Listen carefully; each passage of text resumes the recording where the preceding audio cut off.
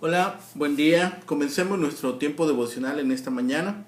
El día de hoy revisaremos del capítulo 25 del libro del profeta Ezequiel, los primeros 7 versículos para nuestro tiempo devocional que hemos titulado Profecía contra la ausencia de compasión. Profecía contra la ausencia de compasión. Recuerden que para nuestro tiempo devocional estamos leyendo en dos versiones, en Nueva Traducción Viviente y en Reina Valera 60.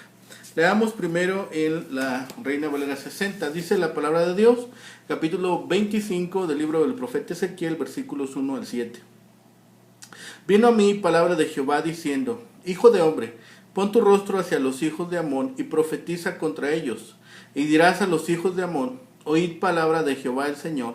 Así dice Jehová el Señor, por cuanto dijiste: Ea bien, cuando mi santuario era profanado y la tierra de Israel era asolada y llevada en cautiverio la casa de Judá. Por tanto, he aquí yo te entrego por heredad a los orientales, y pondrán en ti sus apriscos, y plantarán en ti sus tiendas. Ellos comerán tus sementeras, y beberán tu leche.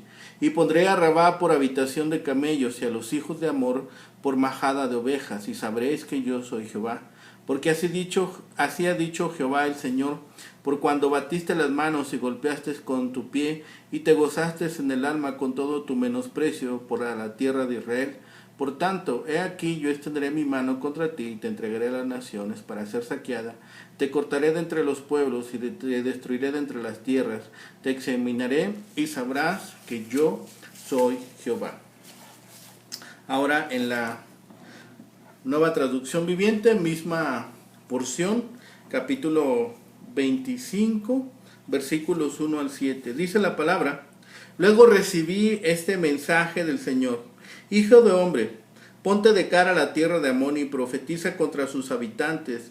Comunica este mensaje a los amonitas de parte del Señor soberano. Escuchen la palabra del Señor soberano. Ustedes se alegraron cuando mi templo fue contaminado. Se burlaron de Israel y de su desolación, y se rieron de Judá cuanto la llevaron al destierro. Permitiré que invadan su país los nómadas de los desiertos orientales. Ellos establecerán su campamento entre ustedes y levantarán carpas en su tierra. Se llevarán el fruto de sus cosechas y tomarán la leche de sus animales. Convertiré la ciudad de Rabá en un pastizal para camellos, y todo el territorio de los amonitas en un lugar de descanso para ovejas y cabras. Entonces ustedes sabrán que yo soy el Señor. Esto dice el Señor soberano: dado que ustedes aplaudieron, bailaron y gritaron de alegría por la destrucción de mi pueblo, yo alzaré mi puño de juicio contra ustedes. Los entregaré como botín a muchas naciones. Los eliminaré y dejarán de ser nación. Los destruiré por completo. Así sabrán que yo soy el Señor. Estas son las profecías de Ezequiel a las naciones extranjeras. Serán 7 profecías contra 7 naciones gentiles, del capítulo 25 al capítulo 32. Son esta la segunda parte del libro de Ezequiel, mensajes contra las naciones. Es la profecía contra las naciones hostiles. Así ha terminado el sitio a Jerusalén. La fecha es unos 2 años después de los sucesos y profecías que se acababan de describir del capítulo 24 al capítulo 26. Pero antes de hablarnos de la caída de la ciudad, Ezequiel relata cómo ha de juzgar Dios a las naciones y ciudades paganas alrededor de Judá. Las naciones inmediatamente vecinas, Amón, Moab, Edom y Filistea, son las primeras en ser denunciadas. Luego Tiro y Sidón, 2 orgullosas ciudades comerciales, son condenadas en detalladas declaraciones.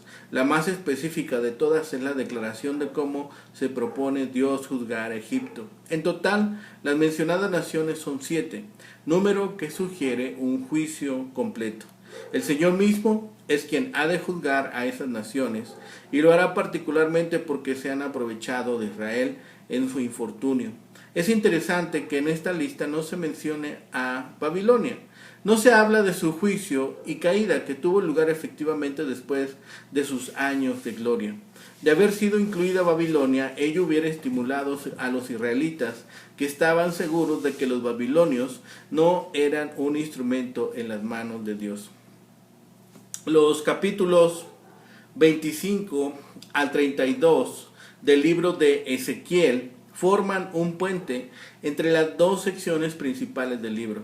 La primera sección principal, los capítulos 4 al 24, el profeta de Dios predijo la ruina de Jerusalén. En la segunda sección, Ezequiel promete la restauración del pueblo castigado, del capítulo 33 al 48. Esta sección intermedia la usa el Señor a través de Ezequiel para indicar que no solo era el Dios de Israel y Judá, sino de todas las naciones. Juzgaría a las naciones de los alrededores por los pecados que ellas habían cometido en la misma justicia que usó en el caso de Israel y Judá. El resultado del juicio de Dios sobre esas otras naciones se señala en Ezequiel 28, 24 al 26. Nunca más será a la casa de Israel una espina desgarradora, ni un aguijón que le cause dolor. Cuando recoja la casa de Israel de los pueblos entre los cuales es esparcida, habitarán en su puebla seguros cuando yo haga juicios en todos los que despojan en sus alrededores. El sitio de Jerusalén había empezado y su destrucción total era inminente, por lo tanto Ezequiel dejó de profetizar contra ella y comenzó a predecir contra las naciones circunvecinas. Si Dios no perdona el pecado de su propio pueblo, ¿cómo podrían las demás naciones tener una esperanza de escapar de su castigo? El juicio divino comenzó en Israel, pero se iba a extender hacia los demás países. El castigo del Señor sobre las naciones se basa en el pacto abrámico, en Génesis 12. Todo aquel que bendijera a los descendientes de Abraham recibiría bendición, pero el que los maldijera recibiría maldición. Ezequiel pronuncia la maldición divina sobre 7 países que participaron en la caída de Judá. Los primeros 3 son Amón, Moab y Edom, que se encontraban en la frontera oriental de Judá. El cuarto es Filistea, que hacía frontera por el poniente. Tiro y Sidón eran ciudades de Fenicia y las principales potencias al norte de Judá. Egipto era el reino importante al sudoeste. El castigo de Dios empezaría por Judá y se extendería en todas direcciones. Las primeras 4 profecías de Ezequiel en contra de Amón, Moab, Edom y Filistea, antes que nada mencionan el pecado cometido, luego describen en qué consiste el castigo divino. Estos 2 elementos forman el patrón: por causa de y entonces, por causa de Yaán, que la nación había pecado en contra del pueblo de Dios, entonces y a quién Dios va a justiciar al país en cuestión. Cada una de las profecías termina describiendo el resultado que producía el castigo, y sabrán que yo soy Jehová. Las profecías contra las naciones extranjeras, como una forma de discurso profético, se remontan al siglo VIII. Los profetas Amós e Isaías, aunque son similares en forma a sus profecías de juicio contra Israel, las profecías contra las naciones tienen una función diferente. En efecto, sirven para anunciar la salvación inminente de Israel, porque los profetas generalmente dirigen estos oráculos contra las naciones que se han beneficiado de la caída de Israel. En Ezequiel funcionan como una especie de transición entre la primera sección principal del libro, como hemos dicho, del capítulo 1 al 24, que contiene las palabras de juicio del profeta contra Israel, y la última sección del libro, capítulo 33 al 48, que hablaba de la restauración de Israel. La caída de las naciones es un presagio de tiempos mejores para Judá. Estas profecías sirven para condenar a las naciones extranjeras debido al trato que habían reportado a Israel. Los textos de esta maldición egipcia datan de los siglos XIX y XVIII. Son ejemplos de un fenómeno similar de una época anterior. Los egipcios escribían maldiciones contra sus enemigos en una tableta de arcilla y luego arrojaban esa tablilla al suelo. Su destrucción señaló que la maldición estaba surtiendo efecto. La disposición de esta colección de profecías contra las naciones y su colocación en su posición actual en el libro de Ezequiel son probablemente el trabajo de los editores. Esto está claro por la separación artificial entre la proclamación del profeta de la inminente caída de Jerusalén y el informe del cumplimiento de esa profecía. Las profecías contra estas naciones anuncian el destino de los países vecinos que más se beneficiaron de la catástrofe de Jerusalén. La falta de detalles topográficos en estas profecías puede ser evidencia que el profeta los liberó mientras aún estaba lejos de Jerusalén. Es apropiado que esta sección aparezca en este punto de Ezequiel, entre los mensajes que anuncian juicios sobre Judá y Jerusalén por pecado y los mensajes que anuncian bendiciones futuras para Israel. Aumenta la tensión dramática cuando el lector se pregunta: ¿cuál será el destino de Israel ahora en vista de las promesas de Dios? Ezequiel había anticipado y anunciado el juicio de Judá. La destrucción de Jerusalén hizo que los odiosos vecinos de Judá se regocijaran por su caída. Sin embargo, Dios anunció a través de Ezequiel que no deberían regodearse por él, porque él los juzgaría por su actitud y trato hacia su pueblo escogido. Todas las naciones responderán a sus pecados, no solamente Israel. Toda esta sección es un testimonio de la fidelidad de Dios a su promesa de maldecir a las naciones que maldijeron a Israel. Estas profecías contra naciones extranjeras son un aspecto de las promesas de restauración del pacto de Dios a Israel. La razón de ellos es bastante simple. Los enemigos de Israel deben disminuir si Israel ha de aumentar. La promesa de poder sobre los enemigos es una inversión de las maldiciones, de la subyugación por parte de los enemigos, tal como dice Deuteronomio 37. El Señor tu Dios pondrá todas estas maldiciones sobre tus enemigos. Tales profecías entonces dieron gran seguridad a los israelitas justos de que no importa cuán severas pudieran ser sus propias circunstancias en ese momento, se acercaba el momento en que la nación, en cualquier generación futura a que pudiera ocurrir, experimentaría liberación del exilio y opresión y exaltación al favor y bendición de Dios. Desde el punto de vista de los israelitas ortodoxos, las profecías contra las naciones extranjeras eran profecías de esperanza. Además de estas secciones, en estos libros proféticos, Jonás y Nahum hablaron de la situación en Asiria. Daniel predijo el destino de Babilonia y otras naciones, y Abdías predijo la caída de Edom. Todos los libros proféticos del Antiguo Testamento, excepto Oseas, contienen algunas referencias al futuro de las naciones. Probablemente es significativo que Ezequiel mencionara 7 naciones, al igual que Jeremías y Amós. Los judíos consideraban 7 de cualquier cosa como un número completo que se remonta a la creación del cosmos por parte de Dios en 7 días. Por tanto, estas 7 naciones, ciudades-estado, habrían significado para los judíos que Dios juzgaría a todas las naciones paganas hostiles, no solamente a las 7.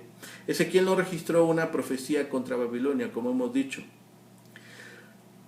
Tal vez porque el denunciar Babilonia habría sido muy peligroso para los judíos. Este capítulo, por tanto, nos sirve también para nosotros para ver el juicio que Dios llevaría a todo el mundo. Muchos de los grandes profetas se habían dirigido en contra de las naciones paganas ya, como hemos dicho, Amós, Isaías y Jeremías. Ezequiel, en contraste con Isaías y Jeremías, no tenía esta profecía contra Babilonia. Esto también explica la situación en que se hallaba Ezequiel, un cautivo en medio de colonias judías dentro de los términos de un país y enemigo cruel, Babilonia. Escribir en contra de los conquistadores hubiera sido provocarlos de una manera tan insensata como inútil. Esta sección da esas profecías, pero omite la profecía contra Babilonia. Malo, sin embargo, es contentarse por las calamidades de alguien, especialmente del pueblo de Dios, es pecado que ciertamente se tendrá que confesar. Dios hará evidentemente que Él es el Dios de Israel, aunque tolere por un tiempo que ellos sean cautivos en Babilonia. Mejor es conocerlo a Él y ser pobre que ser rico e ignorante de Él. El refrán que se usa en circunstancias desfavorables del vecino es que a río revuelto hay ganancia de pescadores. Se cumplió esto para las naciones vecinas de Jerusalén cuando ésta sufrió la destrucción que Dios había prometido. Sus vecinos se alegraron al ver cómo aquella nación era destruida porque era la oportunidad de beneficiarse con los despojos. Dios actuó inmediatamente contra esa idea al anunciar el juicio que vendría sobre ellos también. El instrumento del juicio sería Babilonia. El Señor traería a dicha nación para efectuar la destrucción de los pueblos vecinos que se burlaron de Judá. Además de la promesa de bendición y maldición para Israel, Dios había prometido bendecir a las naciones que bendicieran a su pueblo y maldecir a los que maldijeran. Dios juzga a los gentiles, Dios juzga a las naciones paganas por causa de su perversión exagerada. Esta base para el juicio se observa en el caso de Sodoma y Gomorra y de Nínive. Dios juzga a las naciones paganas por maltratar a Israel conforme a la promesa hecha por Dios a Abraham, Génesis 12. Dios juzga a las naciones paganas por desviar a Israel de su lealtad a Jehová. Esta fue la base del juicio contra Egipto. Así Dios juzga a las naciones por su perversión exagerada, por maltratar a Israel, por desviar a Israel. Con estos anuncios, los hebreos también podrían seguir aprendiendo de cómo era su Dios y observar que estaban padeciendo lo que merecían. A la vez comprendían que Dios es justo y que asimismo castigaría a las naciones injustas que lo rodeaban y que se burlaban del pueblo escogido.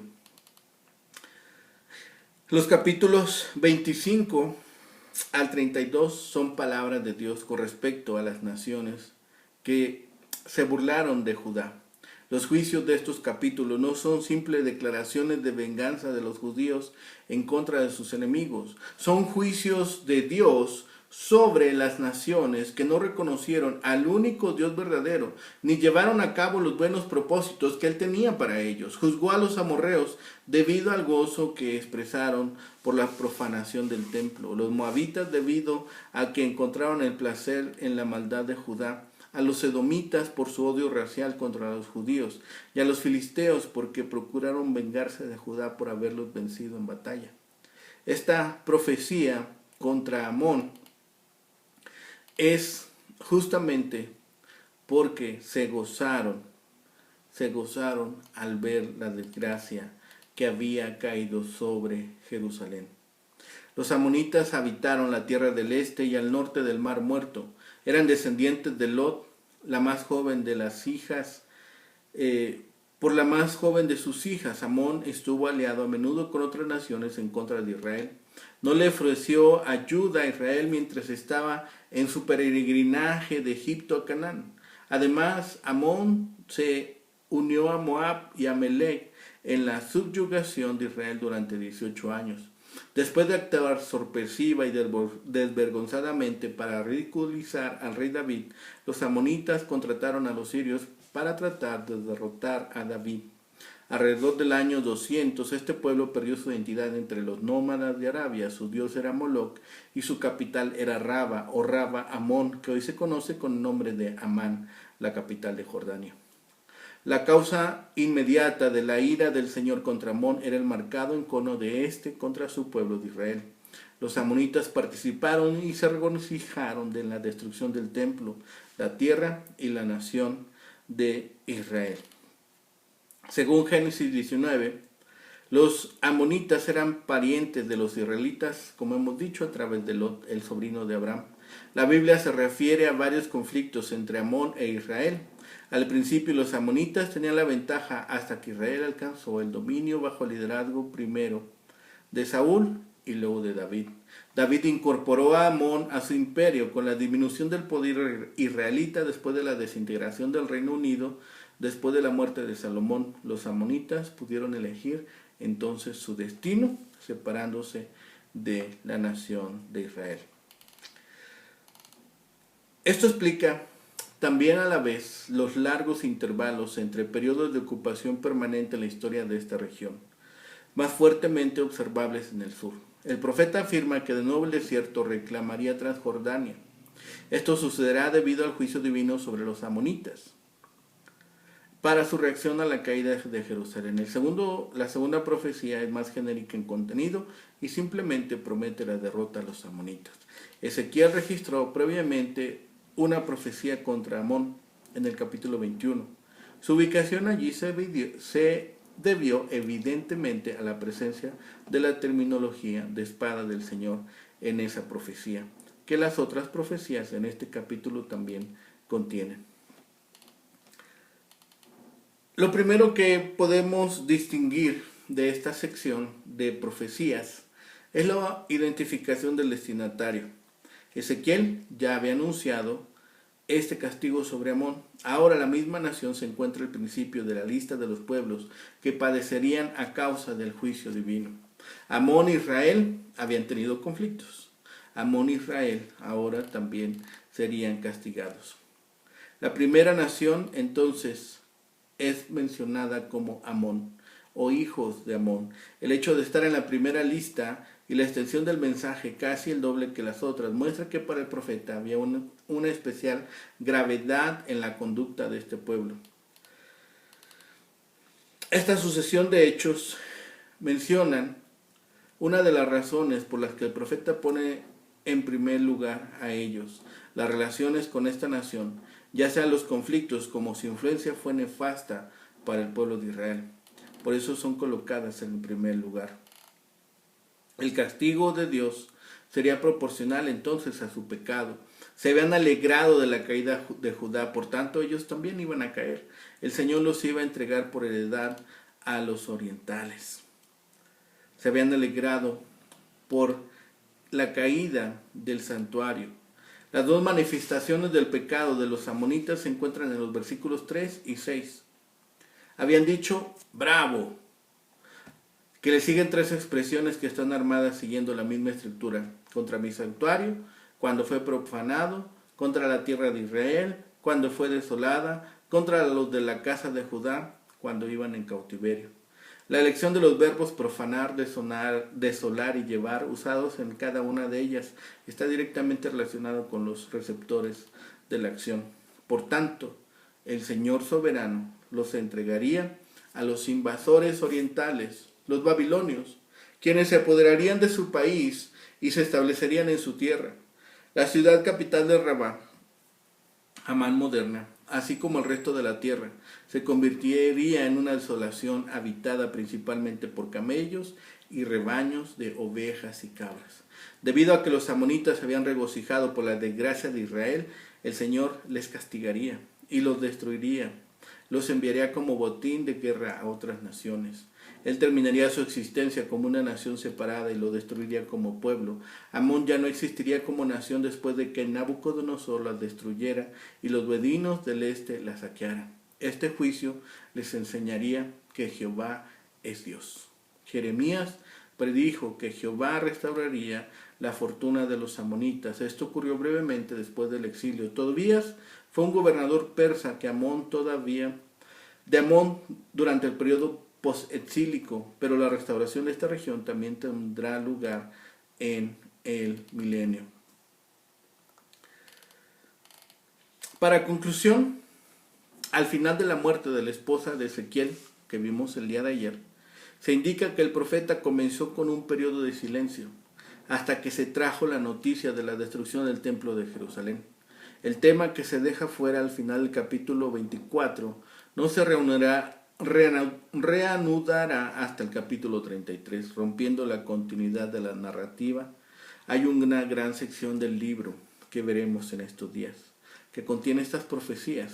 Es posible que esta narración se inserte en este punto del texto para crear, en un sentido literario, una conciencia del tiempo del silencio que separa al capítulo 24 y 33. Los capítulos 25 y 32 forman una unidad autónoma, casi un pequeño libro separado, con la declaración de la palabra de Dios contra las naciones extranjeras como su tema unificador. A pesar de la diferencia en el objetivo, estas profecías también son del profeta Ezequiel, aunque en varios lugares sus discípulos pueden haber hecho adiciones editoriales, son a las palabras originales del profeta. Las profecías arrojan nueva luz sobre el pensamiento y la perspectiva de Ezequiel, mientras que en los capítulos anteriores su enfoque principal había sido el pueblo elegido.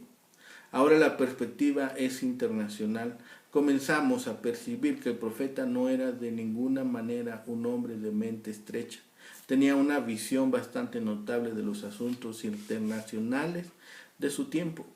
Y otro de los dones del profeta también se hace más evidente en estos capítulos. Muchos de sus oráculos contra las naciones extranjeras son poéticos en forma y la poesía ilustra claramente el don del lenguaje de Ezequiel. El primer oráculo está dirigido contra Amón, uno de los vecinos de Judá en Palestina. Los amonitas vivían al noreste de Judá, en territorio que ahora es parte de Jordania. Su capital era Rabá. En términos políticos, los amonitas a veces habían sido enemigos de Judá y a veces aliados, aunque la alianza era solo para fines egoístas. Había poco amor entre las dos naciones. El crimen de los amonitas había provocado que la profecía de juicio de Ezequiel fuera su deleite malicioso por el destino de Judá, la destrucción del templo de Jerusalén, la derrota de la tierra, el exilio de sus habitantes. No causaron dolor a los amonitas, aplaudieron y se regocijaron por la caída de sus vecinos. Como consecuencia, Ezequiel declaró que su propia tierra sería desolada y tomada por invasores extranjeros. Su ciudad capital se convertirá en un pasto para los camellos de los beduinos invasores, y las ciudades vecinas en su desolación serían como pliegues para los rebaños del invasor. Los amonitas perecerían destruidos por la mano extendida del Dios soberano.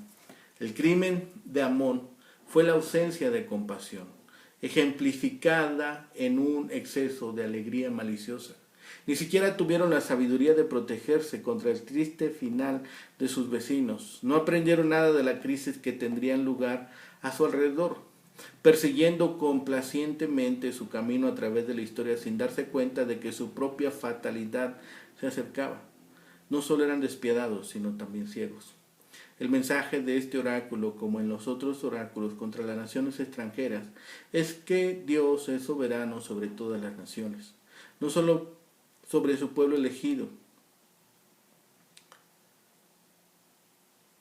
Deleitarse en la caída de otro a manos de Dios es no reconocer que la soberanía de Dios se extiende no solo sobre los demás, sino también sobre uno mismo. Si queremos evitar el error de Amón, aprenderemos a no deleitarnos en el desastre que le sucede a nuestro prójimo, sino a sentir compasión y dolor. Y si somos sabios, buscaremos entender la causa de la caída del otro y evitarla en nuestra propia práctica de vida. Si vemos a nuestro vecino en problemas y complicaciones, es tiempo también nosotros de ponernos a cuentas con Dios y evitar ser arrastrados por la marea de juicio. Oremos. Bendito Padre Celestial, gracias Señor por este tiempo. Gracias Señor porque siempre eres soberano, mostrando Señor que tus decisiones son más excelentes que nuestros pensamientos, que tu forma de actuar, Señor, es excelsa, sublime y perfecta. Señor, que nosotros en nuestros pensamientos limitados, Señor, y en nuestras ideas, muchas veces equivocamos, Señor, lo que tú ejecutas y el significado de ello. Señor, perdona nuestras faltas, Señor, de discernimiento, en nuestra falta de sabiduría. Y Señor, permite que sigamos creciendo en ella, que sigamos ejercitándonos, Señor, en lo necesario y en lo importante, y dejemos de lado, Señor, aquello que no nos edifica. Permítenos, Señor, seguir creciendo en tu sabiduría, en tu amor, Señor, y en también amor por tu palabra y por tu persona. Señor, que seamos edificados unos a otros también por el testimonio, por la predicación, Señor, y por la vida misma, Señor, que cada uno vive en sujeción a ti. Gracias, Señor, de todas tus bendiciones, Señor. Todo rogamos, pedimos y clamamos a ti. En el bendito nombre de Cristo Jesús, Señor y Salvador nuestro. Amén. Que tengan un excelente día. Que el Señor les bendiga.